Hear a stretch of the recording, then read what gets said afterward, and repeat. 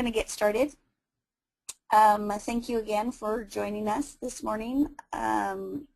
Let's go to, well, this is our first webinar for high impact grant making for 2014. Let's go to the next slide. On this webinar today, I am Sandra Flores. I'm the Senior Program Officer for the Foundation. We also have Michelle Murphy, who is our Foundation Support Specialist, and Kelvin Alfaro, the other Program Officer in the office. Hello. We are the program staff that will be answering all questions regarding any of the grant cycle, but for especially this current grant cycle that we're opening up this month, I guess, officially. All right, let's go to the next slide.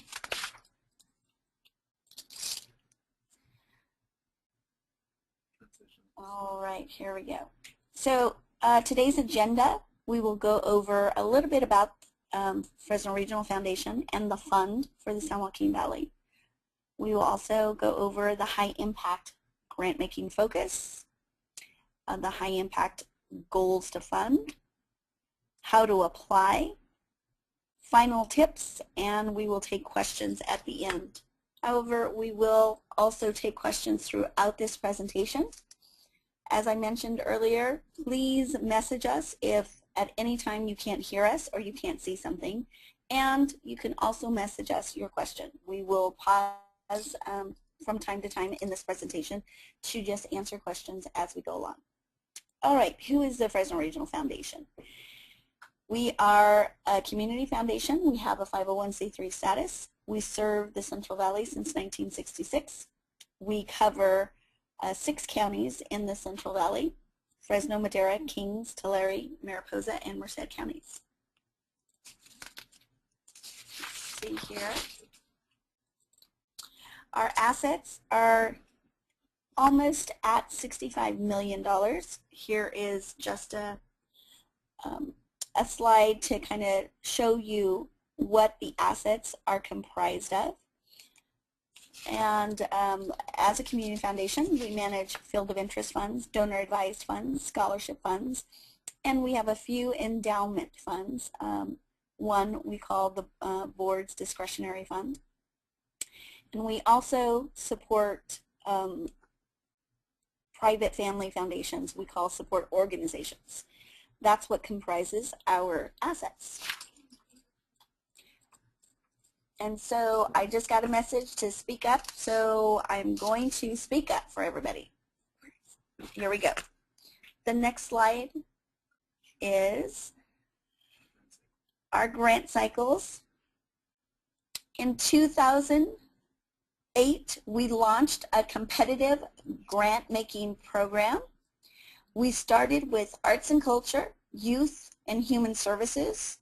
At that time, we had 2 special considerations, one for teen pregnancy prevention and another for air quality.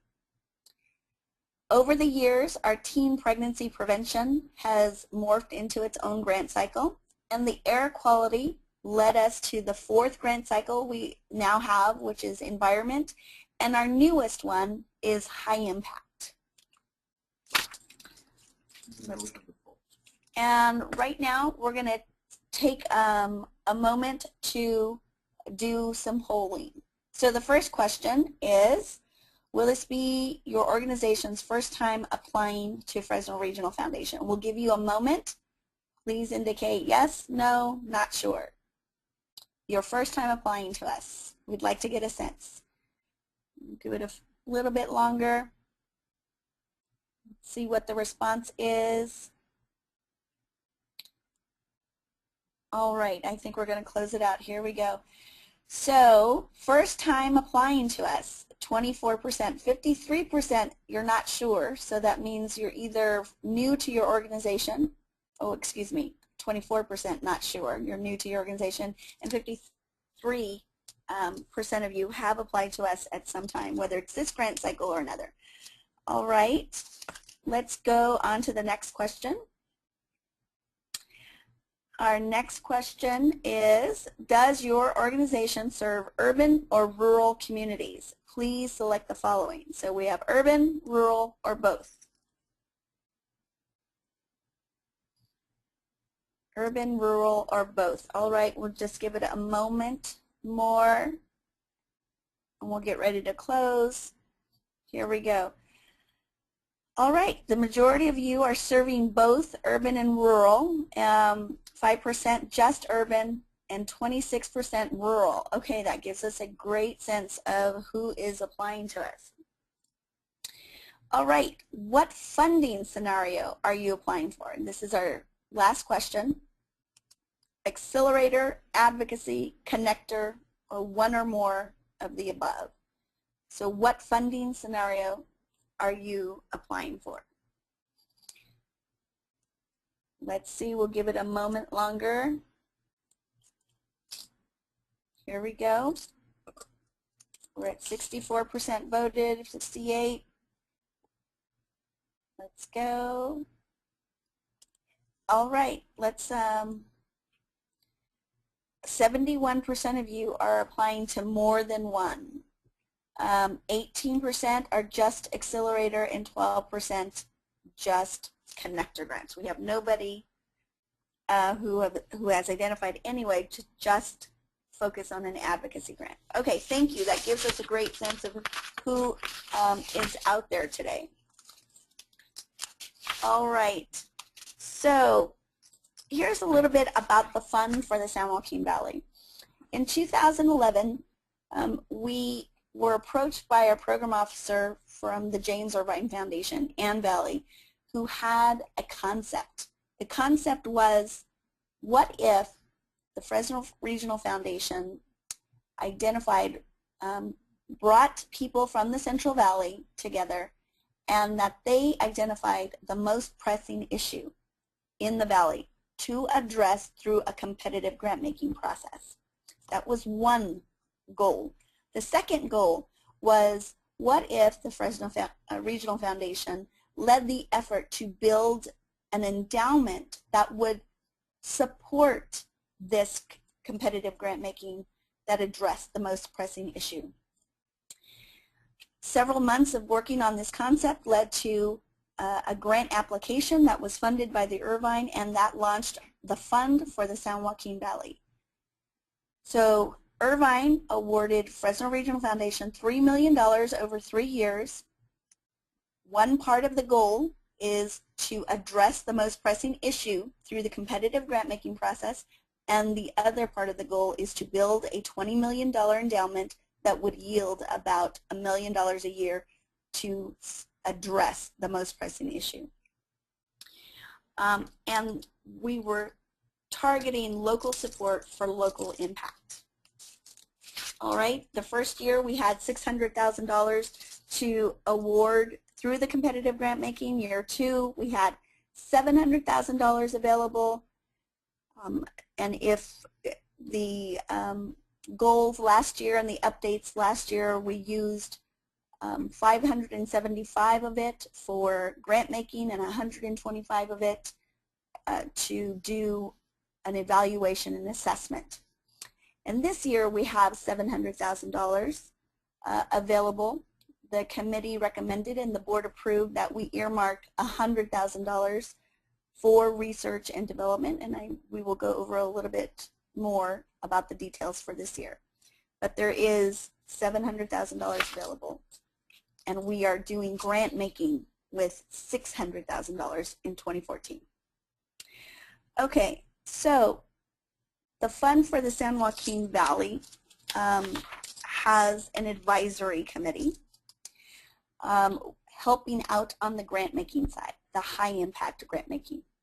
The job of the advisory committee is to grant wisely, show impact, build an endowment that would grant $1 million.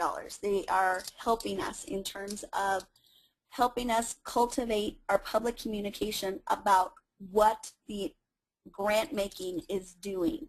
We know we need to share this with donors to compel them and inform them about what the grant making is doing and how we are demonstrating impact. So this year's committee continues to get updated on the issue. This year's committee will review letters of interest and applications. This year's advisory committee serve as ambassadors for the fund and the high impact grant making. And we hope that understanding the grant making will help us in our asset development efforts. All right, let's go to the next slide.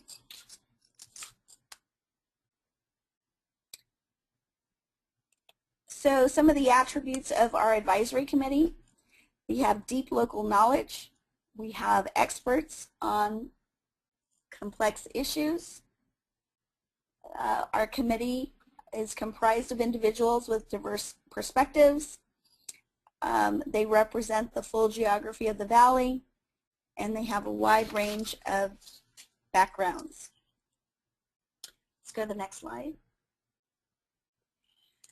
All right, here are the names of the 2014 High Impact Advisory Committee. They are listed on our website. You will be able to read their bios on the website, so it's on the High Impact grant making page.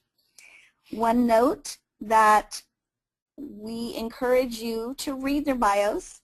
This is the committee that's going to be reviewing your letters of interest, and if you're invited for full applications, they will read your applications. We think it is reasonable to consider their perspectives and their experiences as you write. You want them to be clear about your programs, and you certainly don't want to leave them with more questions than they have clarity about what you're doing.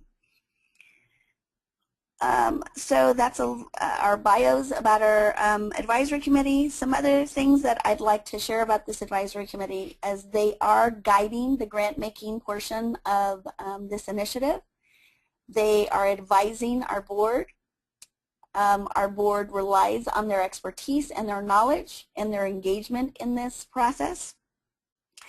They all understand that the grant making and the issue that has been selected for the grant making to address involves very complex issues, including poverty, disparities, inequity, and education gaps.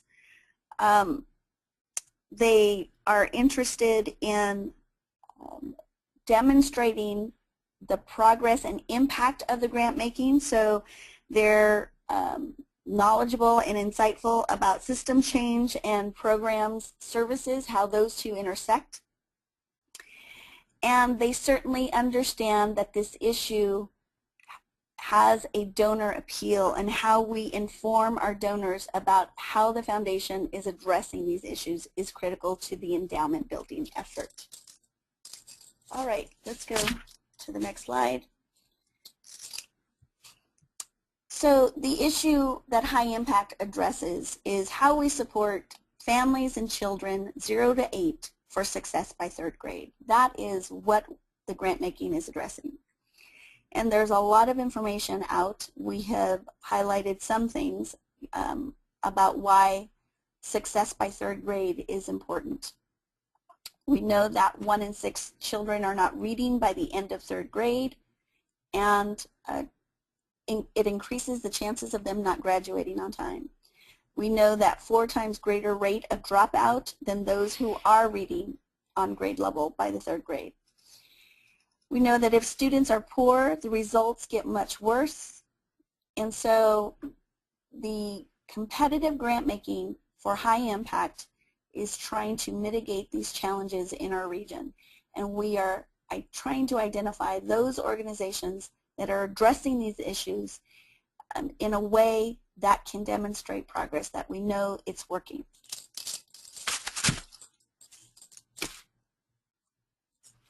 So, after researching and discussing the connection between poverty and education at length, the committee concluded that investing early had the greatest potential for impact for this initiative. Even though the results may not be evident for years, they understood that patience and long-term investments are necessary when addressing issues like generational poverty and lack of education, and are willing to make the investment up front given the compelling connection between a child's early years and their ability to graduate high school and be successful later in life. We have some data that we put together in these next slides. So the blue bar represents the year 2012-2013, the school year, and the orange bar is the school year 2013 to 2014. So you'll see the first comparison is the average of low-income students not reading by third grade. We don't see any change between the school years yet. The second comparison is the average of high school students not UC CSU ready. So that means they're graduating, but they are not ready for college, at least UC's CSU systems. It was at 72% the school year of 2012-2013. We're at 61% for the school year 2013-14. We're seeing a little change here. The last comparison is the average of free and reduced meals. So we had 70% of our students receiving or qualifying for free and reduced meals in the 2012-2013 school year, and we're seeing a little reduction in the 2013-2014 school year. All right. We have each of these for each county. This PowerPoint will be available on the website by next Thursday. We need a little time before this recording is made available for us to post, but the webinar and this PowerPoint presentation will be posted, so you'll get the individual slides for each of the counties. We won't take time to comment on each of them. So, but we have one for Madera, for Merced, for Kings,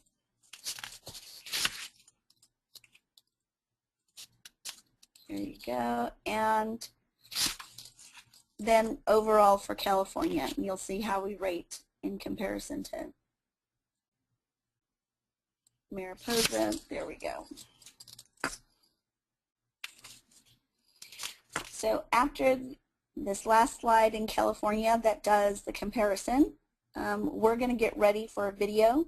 Again, please let us know if you are not able to hear, because we will pause and try to remedy it or maybe just make it available. But we are going to try right now to get this video showing.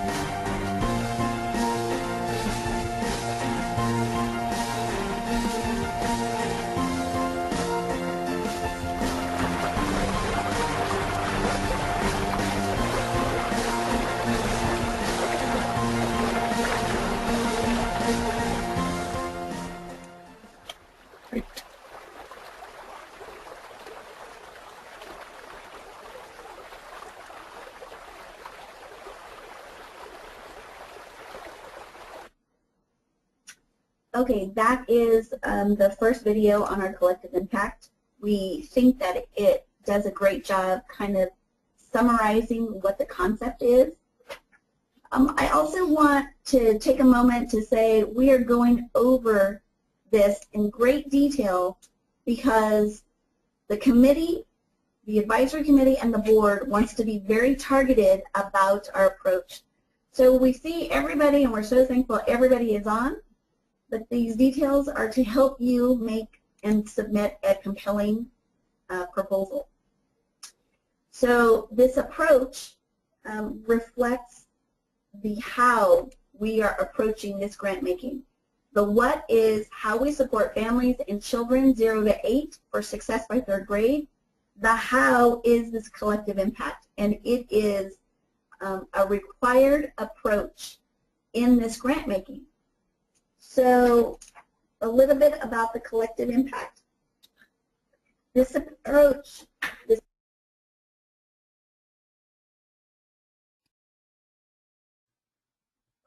there we go. And we've got an echo.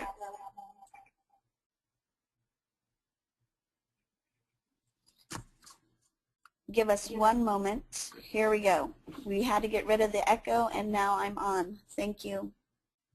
What I was saying was that we are taking time to go over the high impact in great detail because this advisory committee and this board wants to be targeted in the grant making.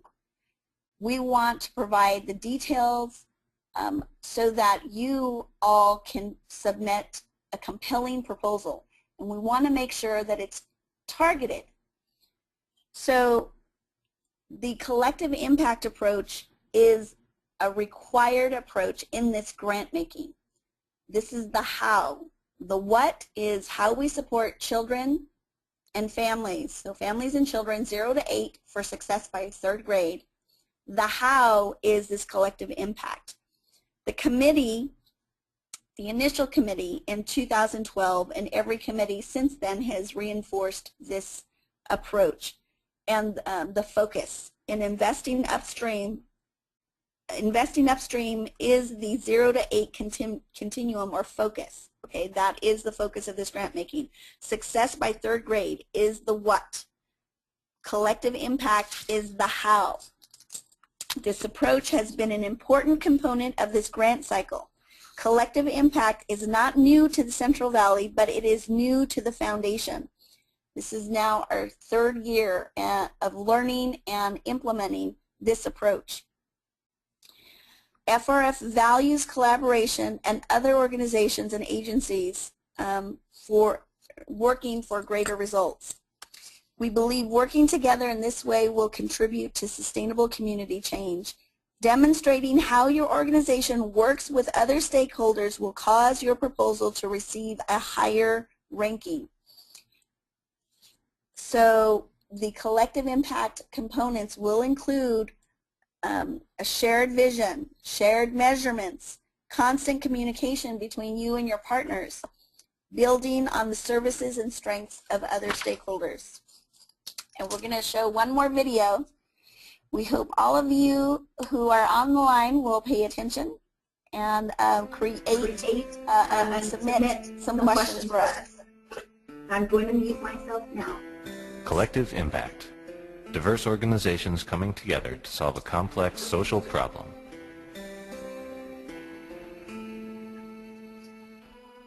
Traditionally, nonprofits have operated in isolation from one another, pursuing their goals independently.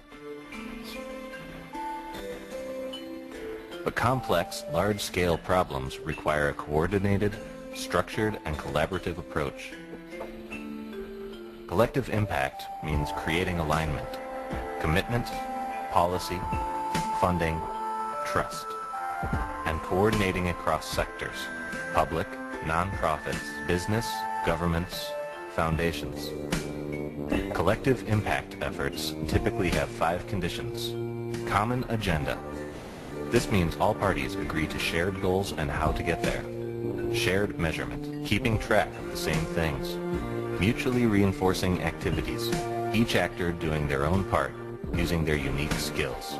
Continuous communication, regularly sharing results with each other. Backbone organization, a support team that helps mobilize, coordinate, and facilitate to keep the goal in sight and the progress rolling. Channeling our collective strength, we can solve the world's toughest problems. Collective impact.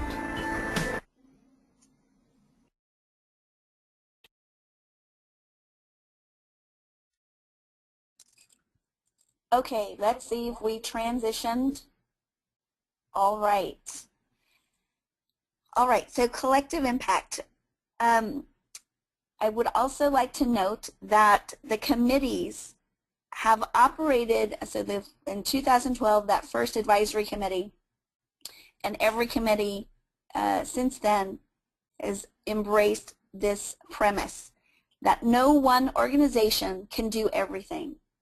So thinking about the limited amount of resources we have and the fact that our efforts are tied to donor and asset development efforts in building that $20 million endowment, this approach has become a critical part of high impact grant making.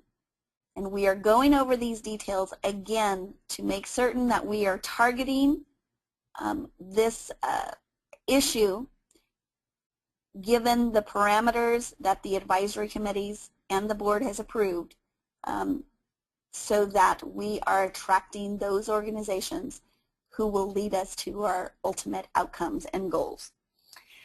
So we believe that this type of integrated approach will be most successful if we concentrate our resources in a few specific communities. We recognize how important it is for organizations, families, and schools to work together to support one another's efforts and address gaps. And we are mindful of spreading these relatively small resources too thin. So we are inviting proposals from individual efforts throughout the San Joaquin Valley, specifically in Fresno, Tulare, Kings, Madera, Mariposa, and Merced counties. We are interested in valley-wide outreach so that we might identify bright spots and communities that are already beginning to coordinate, align, and mutually support the educational success of children living in poverty. In future funding rounds, we will likely deepen our partnership with specific communities based on this year's round of grantees. And I think that leads to a question that we had submitted earlier. So efforts on in small communities like the Lowell community here in Fresno is aligns with one of the bright spots that that we hope to continue to invest in. The question was from Harville Floyd. His question is in the initiative compilation for 2012 grade level reading campaign, it was stated emphasis will be placed on the Lowell Jefferson Webster neighborhood with plans to scale other high-end schools in the Fresno Unified School District in subsequent years. Is this still the same priority for high impact in 2014?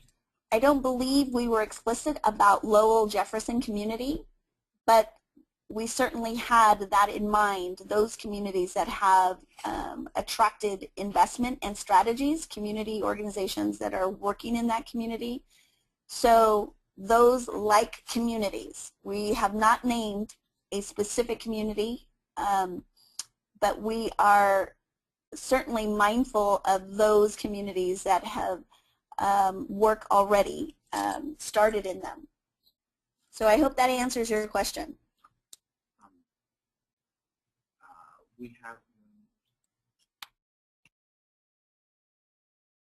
We have one more question that Mary Montano asked, and she asked, what is the definition of college readiness?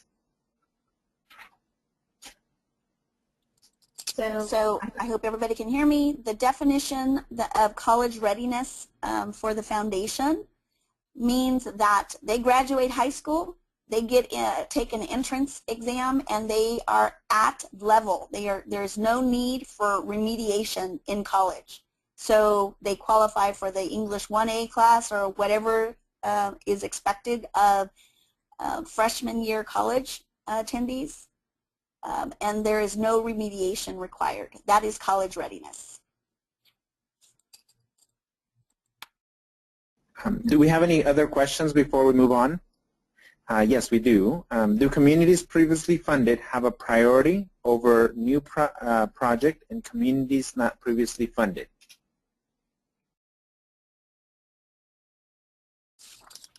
Well, we have clearly stated since 2012, and we've had this statement in there, that we are looking for bright spots in communities. So while we are doing a valley-wide outreach, we're doing that so we can identify bright spots in communities that are already beginning to coordinate, align, and mutually support the educational success.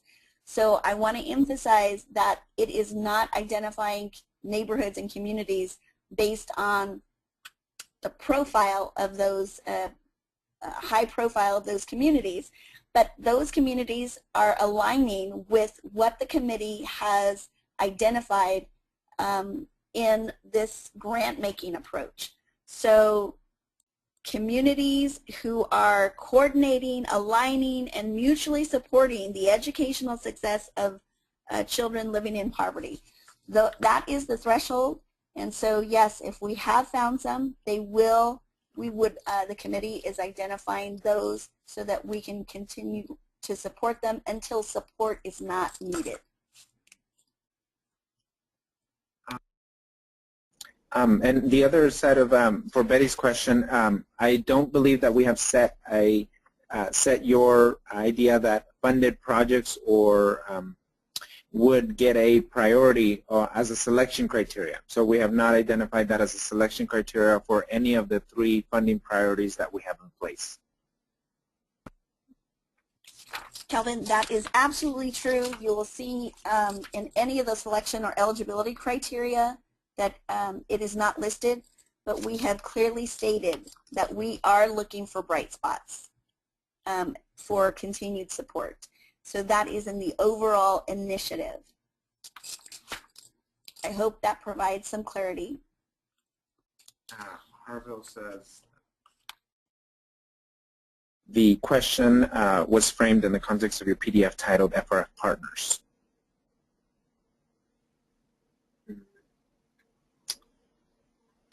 I'm not sure. Go ahead.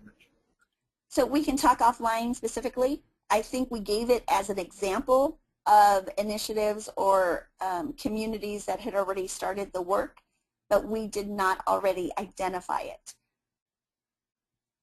And that was in 2012, in the first year, as we were rolling this out. Okay, we'll go on to the next portion. We'll take another question. I'm going to mute myself really quick.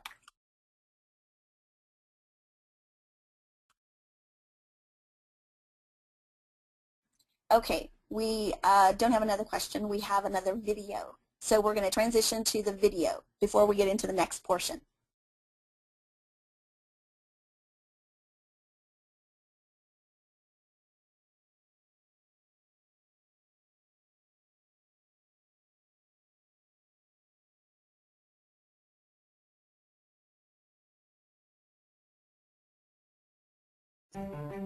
And Jamie Johnson. Yep. 2 beautiful babies born on the very same day.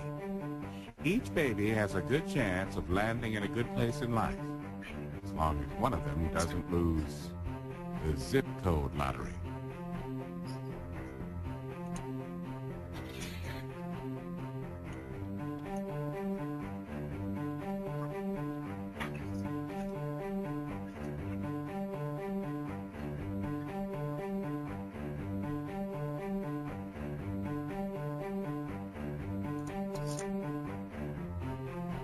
Like 1 million babies each year, Jamie's been born into a low-income family. And since Jamie's mom lacked access to good prenatal care, Jamie's much smaller than Jordan. And since they won't have access to brain-developing activities found in high-quality childcare, low-income children like Jamie will be 2 times more likely to experience developmental delays. It probably won't surprise you that by their third birthday, Jamie's been exposed to a lot fewer words than Jordan. A whole lot fewer. And I imagine Jamie's fourth birthday won't be much better. By the time they reach kindergarten, Jamie will have already fallen behind Jordan in language and pre-reading skills by 12 to 14 months. And getting to school on a regular basis will be perhaps Jamie's biggest challenge. Unfortunately, a myriad of health, transportation, and housing problems will cause between 5 and 7.5 million Jamies to be chronically absent this year.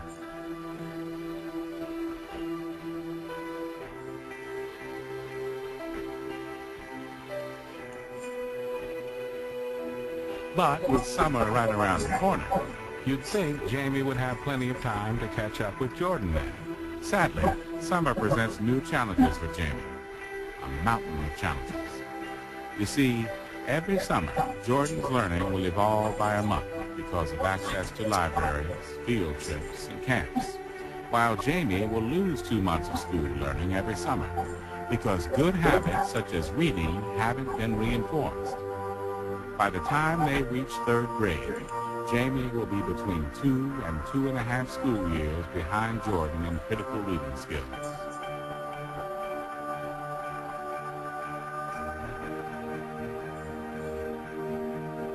And how much more likely is Jamie to drop out than Jordan because he can't read at a third grade level? 13 times more likely, and the results of which are frankly catastrophic.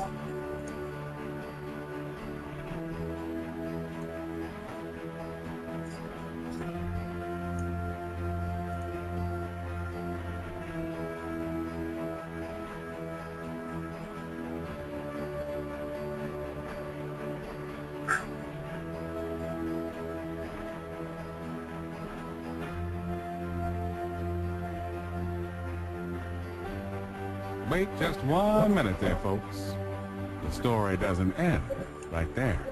Fortunately for Jamie and Jordan and all of us, there's a whole lot of folks out there that believe neither luck, nor lottery, nor zip codes should dictate Jamie's future, who also believe that our schools can't do it alone. Luckily, there are leaders, organizations, and good people out there that are dedicated to believing in a whole lot more. The solution right now is relatively straightforward, if we can commit to 4 things.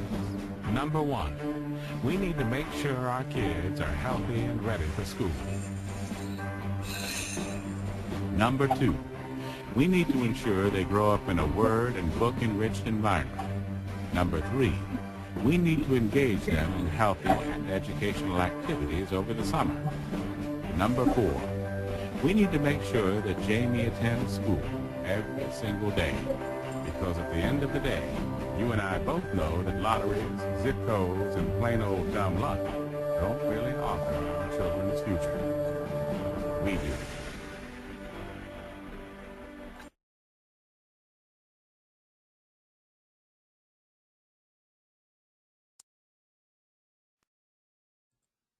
Okay, I think I am back on.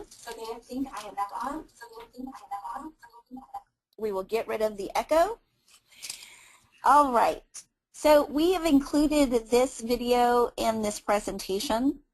First of all, because Fresno and the region is engaged in the national efforts of the grade level reading campaign. Second, we thought that this summarized a great, compelling reason for why our advisory committee, the foundation, and our board is addressing this issue in this way. This is more compelling evidence that we feel we have selected the right issue as the most pressing issue in the Central Valley. So we're going to get transition into the grant opportunities, the actual grant opportunities for 2014. And let me start with what this grant making is not. Okay, so these grants, these are not for capital projects. For example, building a playground. These grants are not for non-integrated programs, so standalone reading programs. And this grant, competitive grant making initiative is not for just buying materials, buying books for children. It is not just for that. Work must be tied to regional efforts to improve outcomes for children and families. We have 3 grant opportunities or funding scenarios this year. We have what we're calling Accelerator grants, Connector grants, and Advocacy grants. If you are wondering if your organization could apply for one or more of these funding scenarios, the answer is yes. But we want to be very clear that if you apply for more than one of these grant cycles, that means it's a letter of interest for each of the funding scenarios you are applying for. And if you happen to be invited for full application, then it means a separate grant application for each of the funding scenarios that you are invited to submit an application for. So there is not one application for all 3 of these funding scenarios. You would need a separate letter of interest for each of the funding scenarios you are interested in. And if you should be invited for full applications, and if you received an invitation for multiple LOIs that you have submitted, then it would be an application for each of the funding scenarios you were invited for submitting. So the first funding scenario we are calling Accelerator grants, and these are for organizations that are effectively collaborating with others and addressing gaps and aligning services in the educational pipeline. These range from $100,000 to $250,000 over 2 years. So if you're applying for $100,000, that means it's $50,000 per year. If it's $250,000, it means $125,000 per year. All right, funding could be used for strengthening programs by deepening the services provided or adding new components of the work. It also could be used for work with another organization to strategically align services in a way that builds on each program's efforts, creating greater benefit than either of the 2 programs could achieve alone. They could also go for adjusting an existing program design or aligning services with another part of an educational pipeline, and a pilot test with a new program design. That cannot be the entire focus of your grant, but you certainly could add a component of the grant. And then also they could be used to develop an innovative prototype within the program to address a critical gap in the pipeline. Clearly, the advisory committees recognize that if the foundation allows for the space for innovation and creativity, that we want to do that, but it needs to be embedded in such a way that you can demonstrate your rationale for doing the prototype or the pilot testing, and it has to be embedded in a greater effort that you have already demonstrated some impact, that your core functions or activities are meeting the needs of families and children for success by 3rd grade. The eligibility criteria for this grant cycle is pretty comprehensive, and these are non-negotiables. You should go to the website and read them, and you would have to say yes to every single one of them to meet the criteria of this grant cycle. And those are just a couple of other ways that these funds could be used. But the critical component is the eligibility criteria. So while you're writing your letters of interest, you should be very clear about what is expected of these grant applications. And again, they are very extensive. We didn't include them on the slides because it would take several slides. Go to the website to read them. and it is also on your handout. All right, let's go to the next funding scenario, connector grants. And this is for organizations that want to coordinate, connect, and share information between different partners in the educational pipeline. The grant ranges are $50,000 to $75,000, and it's for 1 year. So if you're in your review of the eligibility criteria of Accelerator grants and you decide that you do not meet the criteria, this is a great option for you to begin to get the resources to convene your group and discuss what the shared vision, what the shared goal is, how you will share data, what will you measure. All of those things that we are requiring in the Accelerator grants, these resources can help you prepare to get those things in place and prepare you for a 2-year grant that the Accelerator grants provide. So these funds could be used to help multiple stakeholders define success in a clear, concrete way, help stakeholders identify their organization's contributions to the overall goal and identify gaps in services. They could also be used to help others collaborate to close the gap. And our PowerPoint is going a little bit slow. We're probably on the next slide after that. And these funds could also be used to work with multiple stakeholders to create shared vision and goals and communicate the vision and goals to the community at large and to potential donors. Clearly, we are trying to say this is not for one organization so that they could figure it out in-house. These are for you to connect with your stakeholders in your community. All right, the third and final funding scenario are our advocacy grants. And these are for organizations to identify and accomplish a specific policy or procedural change. The range is $25,000 to $75,000, and this could be for 1 or 2 years. You tell us. These funds could be used to advocate for changes, to remove system barriers, and improve outcomes for children in the years leading up to and in 3rd grade. Funding will support policies and long-term systems change that does not require continual grant support in at least one of the following areas. Supporting English language learners, increasing parental access to schools and parent engagement, addressing health policies, early education integration with the community centers and school systems, leveraging local control funding formula resources in the community. I believe these are on your handout. These are not on a slide, and they are also on the website. So we have just given you some examples or areas that advocacy could be used in. There could be other areas. You let us know. You make the compelling case for it. I'm going to pause here to take questions. Do we have any questions? Nobody has questions. Is everybody paying attention? Okay, I'm going to assume yes.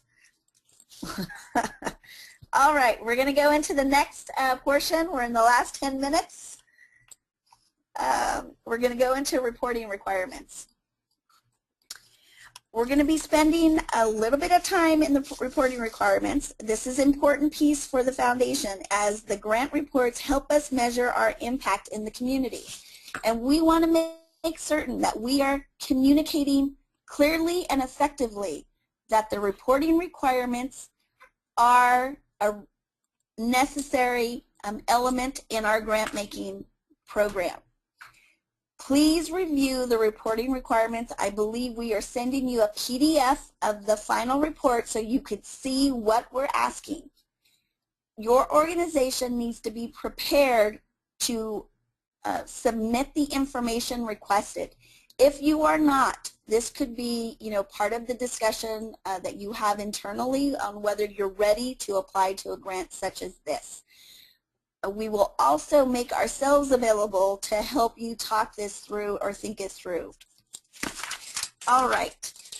So reporting requirements. Review the final report form requirements carefully before applying. Organizations must be prepared to comply with all reporting requirements at the end of the grant period. Failure to submit the final report may disqualify the grantee from future funding areas. And I'm going to add not just failure to submit, but failure to submit it completely with the requested information. So please, before you apply, take a look at the reporting requirements for our grants. Understand the type of information that we will be asking you to collect. Think about what data your organization is already collecting and what data you do not collect that we will ask for in the final report. Think about how you will be able to collect this data if you are not doing so already. So, our final slide here on the reporting requirements. This year specifically, we have made further refinements to our final report. We will show you where to find the final report in the template later in the process, especially if you are, once you are invited to a full application, we will go through the online process in great detail with those invited applicants. But please review the reporting requirements. Again, we will be sending you a PDF of the form after this webinar. All right, so let's go to the how to apply.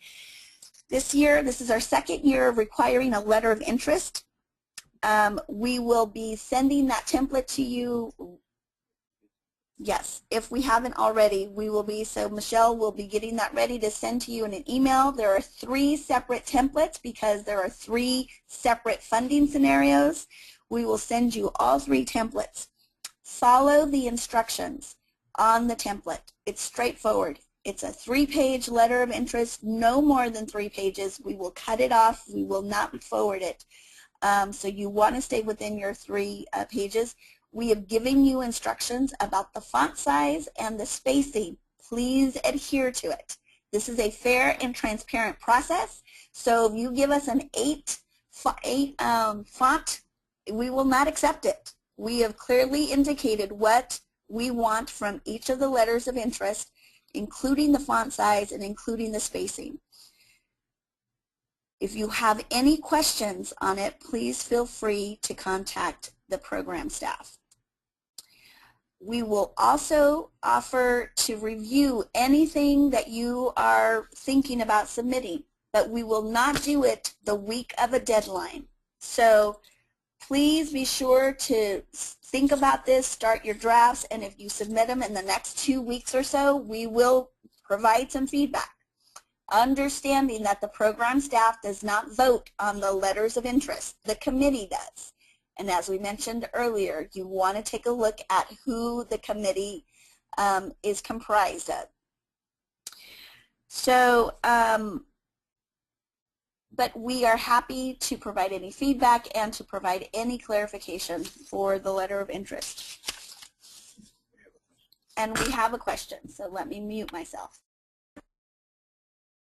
The question is, it seems some project concepts could work in multiple categories. Are staff able to help us formulate an LOI that best fits individual categories?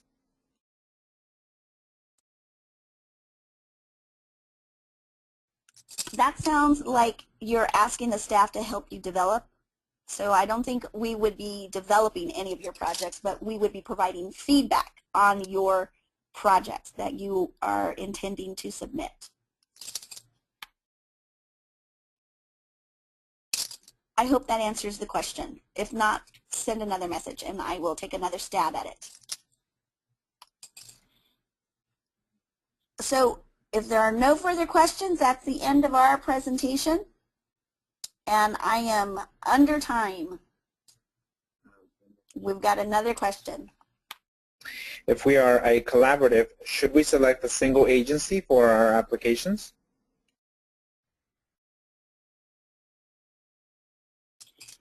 That's correct. So there has to be one organization who will be submitting on behalf of your collaborative. That's where the check is going to go to.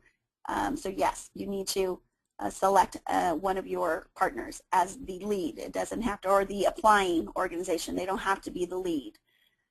I will also say that if we have any grant writers out there, they're strictly consultants and your specialty is grant writing, that sitting on the webinar or attending an in-person information session does not qualify the organization that you are applying for to submit an LOI. That organization needs to be a part of a webinar or an in-person session.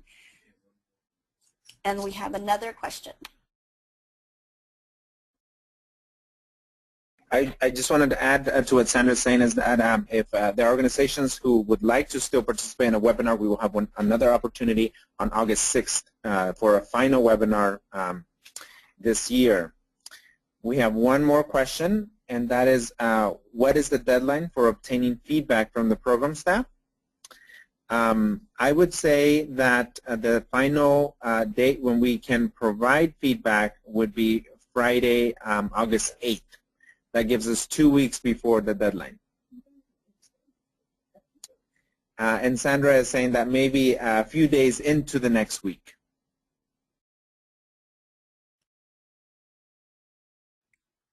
Yes, we want to be helpful. We want to be accessible. So if you get us something, let's say the Monday, you know, after that, what date did you just provide? August 8th. August 8th, so that's the 9th, 10th, 11th. Yeah. Yeah, I say the latest is August 11th or 12th. Okay, we have one more question. Can you post a list of the orgs participating in the info session? Yes, of course, we will post a list. We will scan, or we will print out everybody who's on this webinar and include that in the templates that we're sending you and the report, final report PDF. Any more questions?